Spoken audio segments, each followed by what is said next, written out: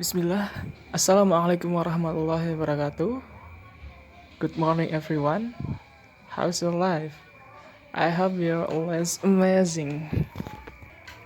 Now we are going to discuss about language choice. Before we enter to the material, let me introduce our group. My name is Muhammad Sinunura. I am presentation number 1 and my partner is Maktub Afandi, presentation number 2. We are from group number 2. And today we are going to learn about language choice. What is the meaning of language choice? Language adalah bahasa dan choice adalah memilih.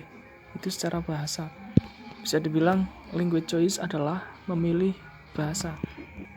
Jadi di belahan dunia, negara-negara di seluruh belahan dunia ini ada satu negara yang memiliki banyak sekali bahasa, terutama negara kita bahasa Indonesia. Lebih dari 1000 bahasa yang kita gunakan di seluruh penjuru Indonesia. Oke, langsung saja kita masuk ke material language choice. Language choice is when the speakers chooses what language they use in particular situation in bilingual or multilingual communities. Jadi bisa dibilang language choice adalah ketika kita menggunakan atau memilih bahasa di tempat atau negara yang memiliki banyak bahasa. Contoh seperti di Indonesia, ketika kita berada di Jawa kita harus menggunakan bahasa Jawa. Ketika kita berada di Jakarta kita harus menggunakan bahasa Indonesia.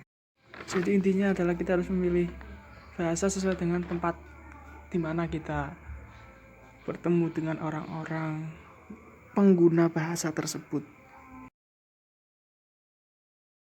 And next, most cultures have stories which seek to explain the origin of life and to explain why things are as they are in the world today. The story from Genesis would have us believe that linguistic diversity is the cause of Babel. In a primordial time, people spoke the same language. Setiap budaya itu pasti mempunyai sejarah yang menjelaskan tentang bagaimana bahasa itu terbentuk dengan sendirinya, terbentuk dalam berbagai macam cara, berbagai macam bahasa. The story from Genesis, cerita dari Genesis ini menjelaskan bahwa keragaman bahasa itu terbentuk karena takdir. The next is societal multilingualism. Masyarakat yang hidup dengan menggunakan berbagai macam bahasa. The idea that multilingualism is divisive, while monolingualism is a normal and desirable state of affairs, is still with us today. In a speech made on Australian radio in 1994, rapper Murdoch claimed that multilingualism was the cause of Indian disunity and monolingualism the reason for unity. Jadi pada tahun 1994, seorang yang bernama Rupert Murdoch itu mengklaim bahwa penyebab India tidak bersatu itu karena ada perpecahan, karena ada multilingualism atau adanya banyak bahasa, dan monolingualism atau adanya satu bahasa itu penyebab terjadinya persatuan itu karena menggunakan satu bahasa. Jadi intinya apa yang disampaikan Murdoch ini, multilingualism itu dapat menyebabkan perpecahan antara masyarakat yang menggunakan berbagai bahasa itu gampang terpecah belah. Intinya seperti itu. Dan selanjutnya adalah the reason of multilingualism atau penyebab terjadinya multilingualism. Yang pertama ada migration, kemudian cultural contact, and yang ketiga annexation, yang keempat colonialism, yang terakhir commercial. Kita masuk ke poin pertama, yaitu migration. When speakers of one language settle in an area where another language is used and over the years continue to maintain their own language. Migration atau migrasi ya. Jadi ketika ada penutur asli menetap di suatu daerah, di mana daerah tersebut menggunakan bahasa yang selama bertahun-tahun tetap dipertahankan. Nah, secara otomatis penutur bahasa yang tadi bermigrasi ke daerah tersebut akan menggunakan bahasa daerah tersebut, dan si penutur tadi akan mencerna bahasa dari daerah tersebut ke dalam bahasanya ke dalam bahasa si penutur tersebut.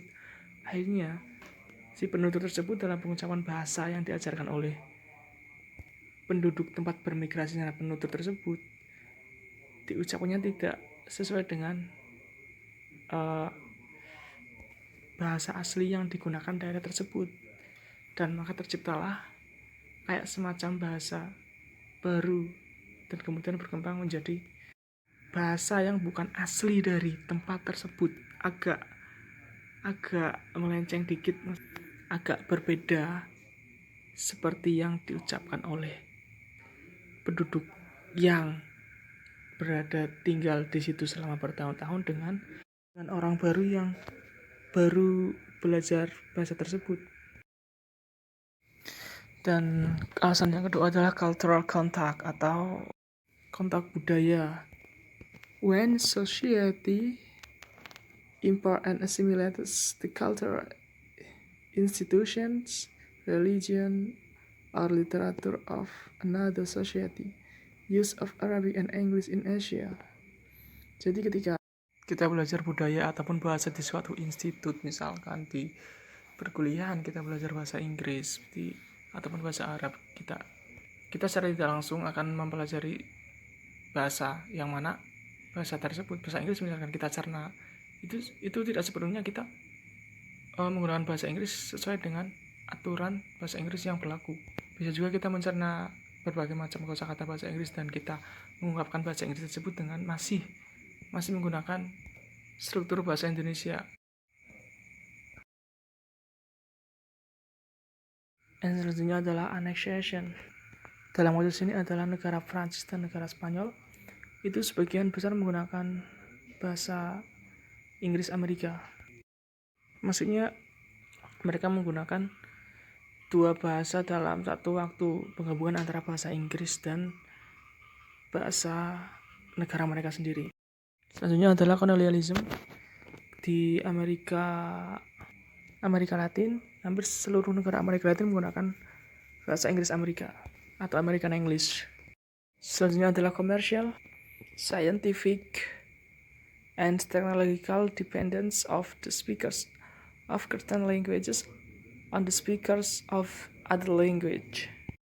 Ketergantungan komersial, ilmu pengetahuan dan teknologi dari penutur bahasa tertentu ke penutur bahasa lain. The first step in understanding what choices are valuable to speakers is to gain some idea of what languages and varieties are available to them in a particular social context. Jadi langkah pertama adalah memahami pilihan bahasa apa yang digunakan oleh si penutur, adalah mendapatkan gagasan tentang bahasa dan ragam apa yang tersedia bagi mereka dalam konteks sosial tertentu. Selanjutnya adalah domain. Domain di sini adalah bukan domain yang kita pelajari dulu di dalam kelas komputer ya. Domain di sini artinya domain in area. Domain is an area of human activity in which one particular speech variety or a combination of several varieties is regularly used. A domain can be considered as a group-related social situation. Jadi domain adalah di mana suatu wilayah aktivitas manusia, di mana ada berbagai macam bahasa tertentu atau kombinasi dari beberapa ragam bahasa secara teratur digunakan demi dapat dianggap sebagai situasi sosial yang terkait dengan kelompok. Untuk materi selanjutnya kita akan dijelaskan oleh Mas Maktuf Afandi. Now is dyslexia. Dyslexia is language or variety in a multilingual community, serves a specialist function and is used for a particular purpose. An example can be taken from Arabic-speaking countries such as Egypt, in which the language used at home may be a local version of Arabic. The language that is recognized publicly, however, is modern Standard Arabic, which takes many of its more normative rules from the classical Arabic of the Quran. Jadi di sini diglosia adalah bahasa atau variasi dalam komunitas multibahasa yang berfungsi khusus dan digunakan untuk tujuan tertentu. Contohnya itu di bahasa Arab di negara Mesir, bahasa yang digunakan di rumah itu bahasa Arab yang versi lokal. Terus yang diakui publik itu bahasa Arab standar modern yang mengambil aturan normatif dari bahasa klasik Arab dalam Al-Quran. The standard language is used for high functions such as giving a lecture, reading, writing, or broadcasting, while the home variety is reserved for low functions such as interaction with friends at home. The high and low varieties differ not only in grammar, phonology, and vocabulary, but also with respect to a number of social characteristics, namely function, mistake, literally heretic, acquisition, standardization, and stability. Bahasa standar itu digunakan fungsi tinggi seperti memberikan pidato atau ceramah, membaca, menulis, dan atau menyiarkan. Sedangkan bahasa rumah atau yang low itu digunakan untuk berinteraksi dengan teman di rumah. Varietas tinggi dan rendah bahasa berbeda tidak hanya dalam tata bahasa, fonologi, dan kosakata, tapi juga kaitannya dengan sejumlah karakteristik sosial, yaitu fungsi, prestis, warisan sastra, perolehan, standarisasi, dan stabilitas. Law is typically acquired at home as a mother tongue and continues to be used throughout life. Its main use are in familial and familiar interaction. Hike, on the other hand, is learned later through schooling and never at home. Hike is related to and supported by institutions outside the home. The spirit domain in which hike and law are acquired immediately provide them with spirit institutional support system. Yang rendah atau low biasanya diperoleh dari bahasa ibu, terus digunakan di dalam interaksi keluarga yang akrab. Terus yang high itu dipelajari di masa sekolah atau di luar rumah, terkait dengan dukungan oleh institusi dari luar rumah. The analogy has been extended to other communities in which the variety in diglossic distribution have the status of spread language, such as Spanish and Guarani, an indigenous Indian language totally unrelated to Spanish in Uruguay. The situation is very similar to that just described for Quechua and Spanish in Peru. Spanish serves here as the high variety and is used for a high function. It is the official language of government and education, although 90% of the population speak Guarani, which has the status of national language. Jadi analogi diperluas ke komunitas lain di mana varietas dalam distribusi Diglosik berstatus bahasa terpisah. Contohnya itu bahasa Spanyol dan Guarani. Di sini tuh bahasa Spanyol berfungsi sebagai variasi yang tinggi atau bahasa yang digunakan dalam acara-acara yang tinggi atau tertentu. Terus yang bahasa Guarani itu digunakan sebagai status bahasa nasional.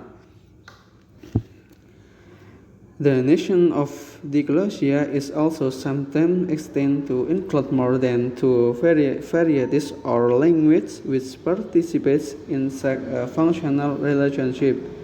Example, in Tunisia, French, Classical Arabic, and Tunisian Arabic are in triglossic distribution, with French and Classical Arabic sharing high function in relation to Tunisian Arabic, and French occupying the role of high in relation to the other two. The term polyglossia has also been used to refer to a case such as Singapore, where many varieties coexist in a functional relationship. English, Mandarin, Tamil, and Malay share co-official status, but each of these has local law variant. A child who speaks Hokkien at home might be schooled in Mandarin Chinese at school. English also functions as an high variety to the other three signs in has more prestige. Gagasan diglossia juga diperluas mencakup lebih dari 2 varietas atau bahasa yang berpartisipasi dalam hubungan fungsional semacam ini. Contohnya itu di Tunisia, yaitu bahasa Prancis, bahasa Arab klasik, dan bahasa Tunisia. Di sini itu termasuk dalam distribusi triglossik. Jadi di sini bahasa Prancis itu sebagai bahasa Prancis dan bahasa Arab klasik itu sebagai bahasa yang tinggi atau high daripada bahasa Arab Tunisia, dan bahasa Prancis juga merupakan peran sebagai bahasa high kaitannya dalam 2 bahasa tersebut.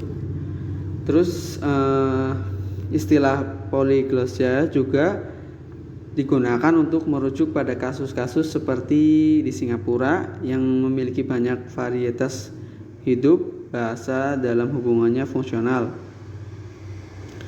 Yang pertama itu bahasa Inggris, Mandarin, Tamil, dan Melayu. Bahasa ini sebagai status bahasa resmi di Singapura, tapi memiliki varian lokal. Contohnya itu seperti seorang anak yang menggunakan bahasa Hoki itu berarti sekolahnya di bahasa Mandarin.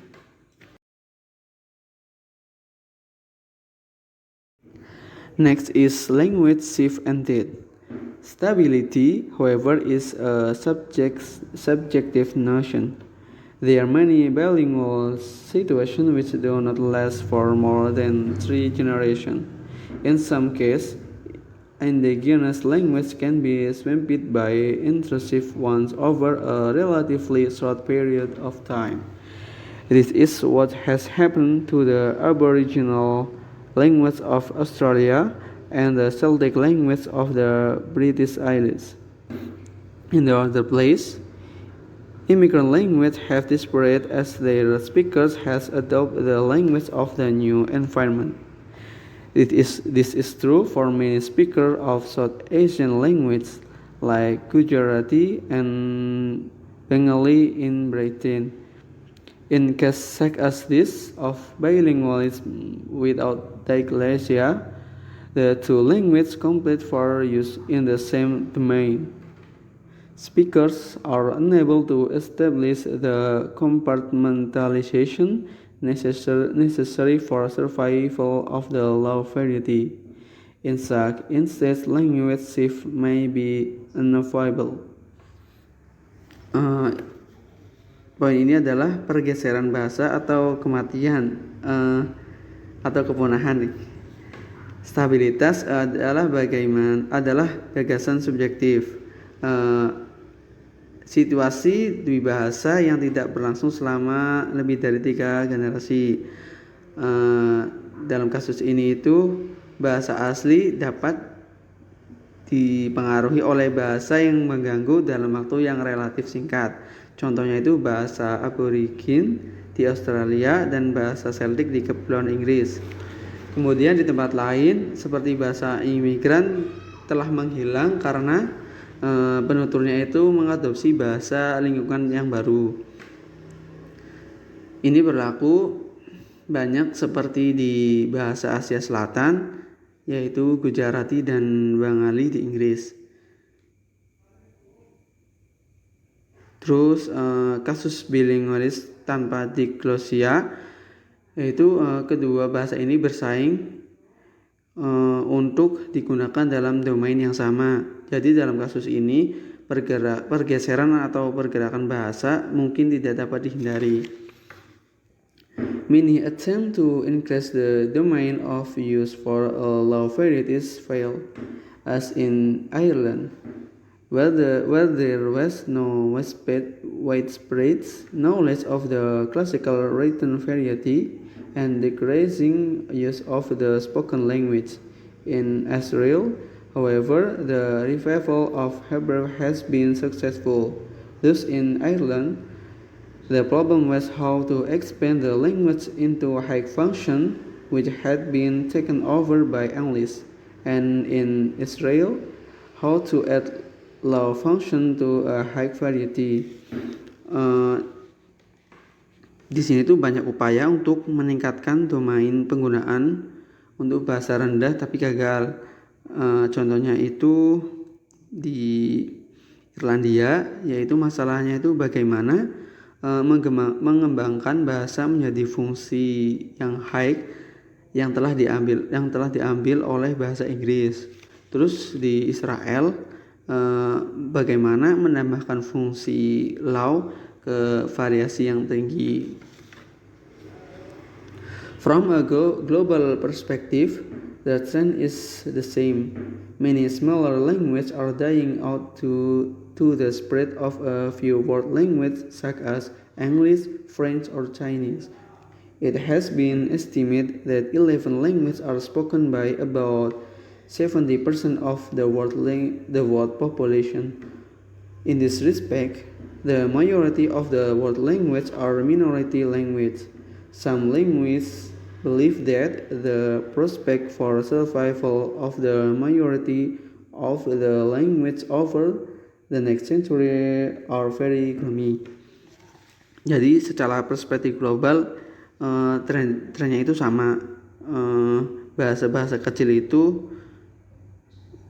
sekarat atau akan punah lah, karena penyebaran beberapa bahasa dunia seperti Inggris, Prancis, dan Cina. Diperkirakan 11 bahasa digunakan oleh 70% populasi manusia di dunia,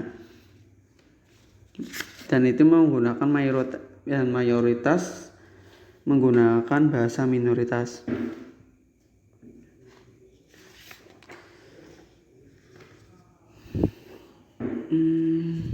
Next is choice made by individual on an everyday basis have an effect on the long-term situation of the language concerned.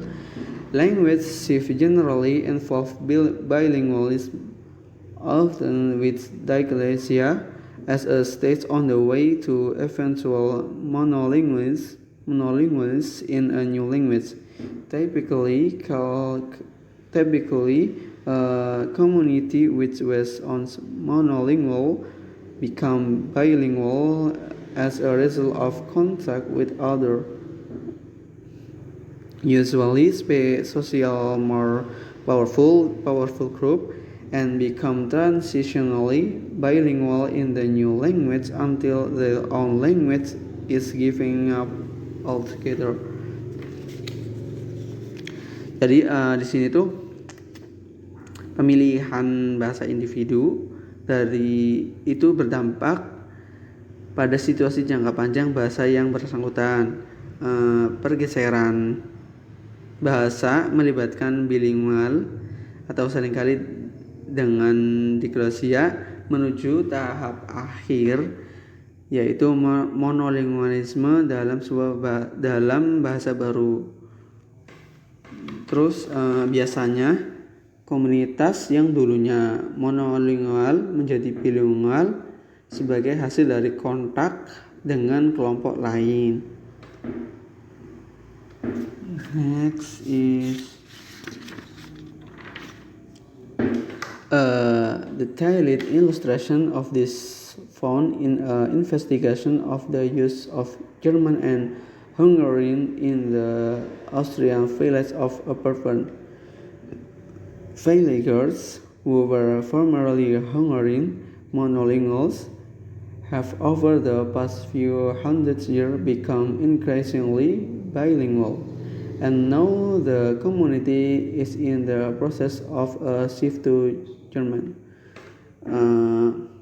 Seperti yang tadi dikatakan itu, di sini itu ditemukan penyelidikan pada penggunaan bahasa Jerman dan Hungaria di desa Oberfeld, Austria. Penduduk di desa ini sebelumnya itu monolingual Hungaria, tetapi setelah beberapa ratus tahun terakhir menjadi dwibahasa, dan sekarang komunitas tersebut sedang dalam proses peralihan ke bahasa Jerman. In some cases, shift occurs a result of forced or voluntary immigration to a place where it is not possible to maintain one's native language. Example, Italians in the United States, or as a result of Congress. Example, the kill in Scotland and Ireland.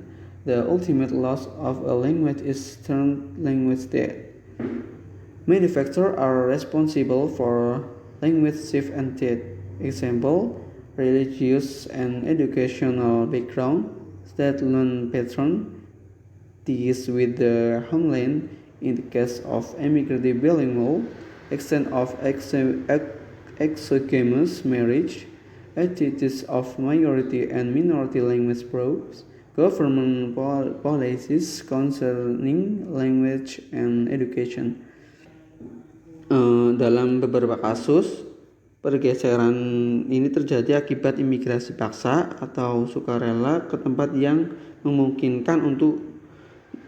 tidak memungkinkan untuk mempertahankan bahasa ibu. Contohnya itu bahasa Italia di Amerika Serikat itu sebagai hasil penaklukan. Itu sebagai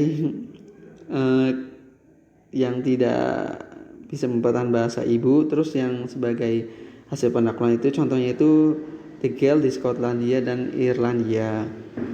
Terus banyak faktor yang menyebabkan pergeseran, seperti yang membuat banyak faktor yang menyebabkan pergeseran bahasa atau pemusnahan atau hilanglah. Misalnya itu latar belakang agama atau pendidikan, terus pola permukiman, ikatan dalam tanah air dalam kasus bilingualis imigran, terus tingkat perkawinan eksogami, sikap kelompok bahasa mayoritas minoritas, serta kebijakan pemerintah tentang bahasa dan pendidikan.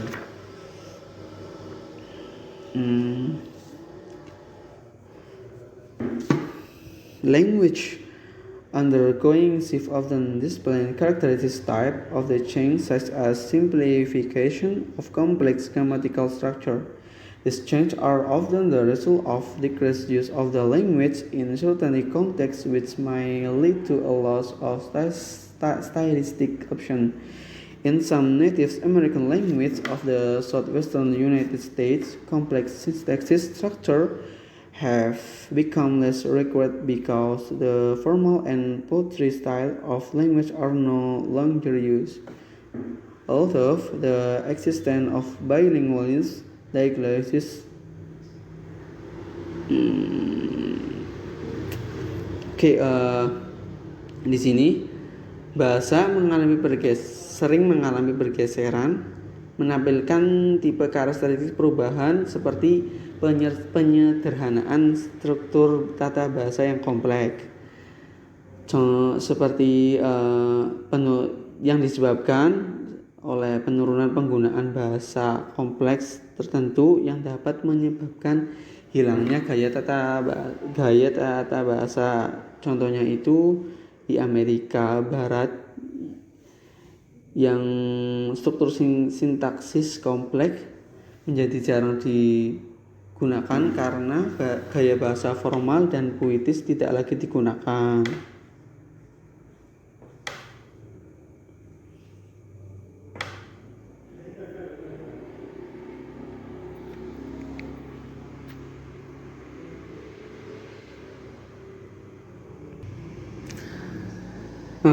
Although the existence of bilingual dialysis and code switching has often been cited as a factor leading to language death, in some cases, code switching and dialysis are positive forces in maintaining bilingualism.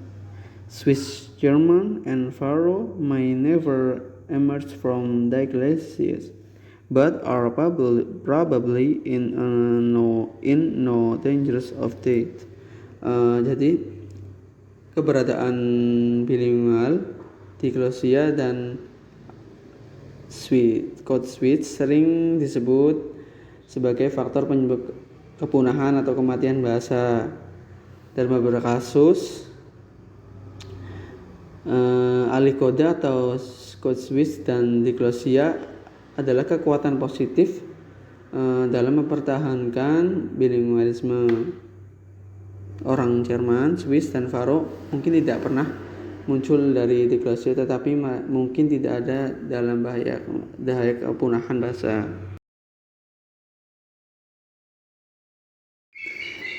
Next is code switching. Let us consider as example the utterance in 1, 2, 5, which have come from a variety of bilingual or multilingual speakers. Although speaker in dyslexic situation must know more than one code, only one code is usually employed at any one time. Number 1 is Chinese and English bilingual. Number 2 is Japanese and English bilingual. Number 3 is Chinese English bilingual child.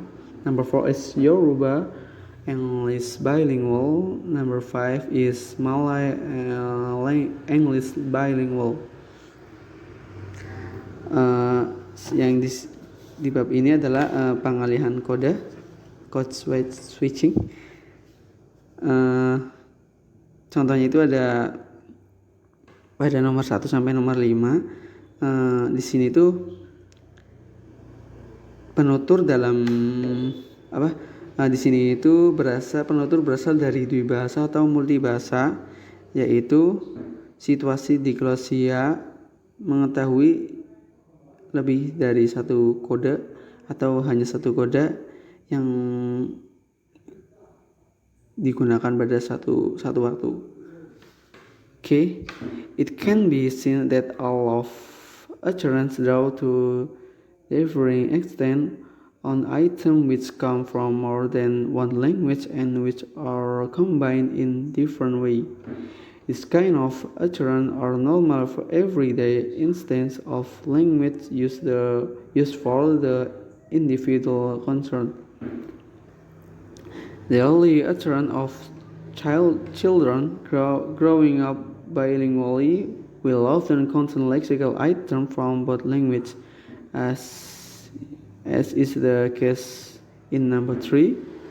The list of children utterance, whether bilingual or monolingual, is severely considered in the first stage of language acquisition, and the relationship between the child and the adult language is indirect. Jadi dapat dilihat di contoh di atas tadi, Item yang berasal dari satu bahasa yang digabungkan dengan cara yang berbeda. Ini biasa digunakan dalam bahasa sehari-hari yang normal untuk individu yang bersangkutan. Terus ini yang contoh nomor 3, itu bahasa yang tumbuh dari dua bahasa yang berisi item leksikal dari kedua bahasa. Di sini itu pengucapan anak-anak baik bahasa atau satu bahasa dibatasi pada tahap pertama penguasaan bahasa. Terus hubungan antar bahasa anak dan orang dewasa tidak berlangsung. In number 5, element from both Malay and English are juxtaposed in the same utterance, but since both languages share the same word order, it will be difficult to say that the utterance was basically English with some Malay words or vice versa. Number 2 and 4 present similar problem. In the case of number 2, we attempt to say that the language is basically English and that the speaker has temporarily borrowed the Japanese noun for children. In number 4, the pronoun negator and part of the verb phrase are drawn from Yoruba, while the rest of the utterance in English. Jadi dalam contoh yang nomor 5 itu dari kedua bahasa Melayu dan Inggris itu disandingkan dalam pengucapan yang sama. Jadi seperti gabungan antara bahasa Inggris dan Melayu ya di sini. Terus ini memiliki kata-kata yang sama. Terus untuk mengatakan pengucapannya itu pada dasarnya bahasa Inggris dengan beberapa kata Melayu ataupun sebaliknya. Terus yang nomor 2 dan 4 itu masalahnya itu serupa. Dalam kasus yang nomor 2 itu bahasa pada dasarnya itu menggunakan bahasa Inggris, tapi yang berbicara itu meminjam atau menggunakan bahasa Jepang untuk kata bendanya. Terus yang nomor 4 itu seperti kata ganti dari bagian frasa kata kerja diambil dari bahasa Yoruba, sedangkan sisa pengucapannya itu menggunakan bahasa Inggris.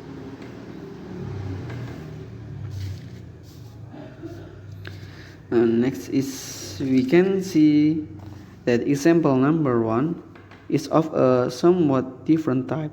A switch of language occurs in the middle of the sentence, so that the first clause is in Finnish and the second in English. There is no mixing with the individual clause. Instead, where a switch or mixing of language occurs within the boundaries of a clause or sentence have been termed intersentential switches. To distinguish them from case like number 1, where the switching occurs at clause boundaries, the latter have been called intersentential. Yang ada pada contoh nomor 1 itu memiliki tipe yang berbeda, pergantian bahasa di tengah kalimat, sehingga klause pertama menggunakan bahasa Finlandia dan yang kedua itu menggunakan bahasa Inggris. Terus tapi di sini tuh tidak ada pencampuran dalam dua klause tersebut. Di sini tuh contoh peralihan atau pencampuran bahasa terjadi dalam batas-batas klause atau kalimat yang disebut sklar intrasentential. Next is recent studies of switching have tended to focus attention on different aspects of it. Within one approach, the emphasis has been on trying to account for the grammatical constraint on where in utterance switching may occur. Are they language specific, or do they arise from an independently motivated principle of universal grammar? Then switching should occur at point where the surface structure of the two languages map onto each other. And then this means that a language switch ought to take place only at boundaries common to both languages, and switching should not occur between any two sentence elements unless they are normally ordered in the same way. Terus di sini tuh peralihan cenderung memusatkan pada aspek yang berbeda dari bahasanya. Pendekatan pertama itu pada penekanan yang mencoba menjelaskan batasan tata bahasa di mana peralihan ucapan terjadi, apakah spesifik bahasa atau muncul dari tata bahasa universal. Terus yang kedua itu peralihan harus terjadi pada titik di mana struktur permukaan kedua bahasa dibedakan satu sama lain. Yang ketiga, peralihan bahasa harus dilakukan hanya pada batas-batas yang umum untuk kedua bahasa. Tidak boleh di antara dua elemen kalimat apapun kecuali mereka biasanya diurutkan dengan cara yang sama. Next, another factor which may affect switching behavior is the attitude of the participant concerned.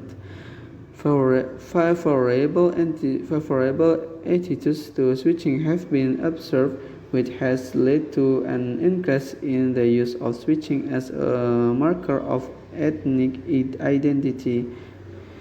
Metaphorical code switching, however, concern the various communicative effects the speaker intends to convey. For example, teachers deliver formal lecture in the official standard form of Norwegian, but lecturers use the regional Norwegian dialect when they want to encourage discussion among the students. Thus, while the component of the speech, even such a speaker, topic, listener, setting have not changed, the tone of the interaction has been altered by a switch in language. Faktor lain yang mempengaruhi peralihan perilaku juga adalah sikap peserta yang bersangkutan terhadap peralihan yang diamati menyebabkan peningkatan penggunaan peralihan sebagai penanda identitas etnis. Terus peralihan kode metaforis menyangkut berbagai efek komunikatif yang ingin disampaikan oleh pembicara. Contohnya itu guru yang menyampaikan kuliah menggunakan bahasa formal dan kemudian beralih ke dialek wilayah lokal agar mendorong diskusi di antara siswanya. Terus pidato. Terus komponen pada pidato seperti pembicara, topik, pendengar, pengaturan itu tidak berubah. Terus nada dari interaksi telah diubah oleh tombol dalam bahasa. Next is a speaker may switch for a variety of reasons. Example, to redefine the interaction as appropriate to a different social arena, or to avoid the continual code switching, defining the interaction in the terms of any social arena. Then the lateral function of avoidance is an important one because it recognizes that code switching often serves as a strategy of neutrality or as a means to explore which code is most appropriate and capable in a particular situation. Jadi di sini itu pembicara dapat beralih karena berbagai alasan. Contohnya itu untuk mendefinisikan kembali interaksi yang sesuai dengan arena sosial yang berbeda, terus untuk menghindari atau terus melalui kode phishing terus-menerus dan mendefinisikan interaksi dalam arena sosial apapun. Terus fungsi untuk menghindari yang terakhir adalah yang terpenting karena ia mengakui bahwa alih kode berfungsi sebagai strategi netralitas atau sebagai sarana untuk mengeksplor kode yang paling tepat dalam menerima situasi tertentu. Thank you.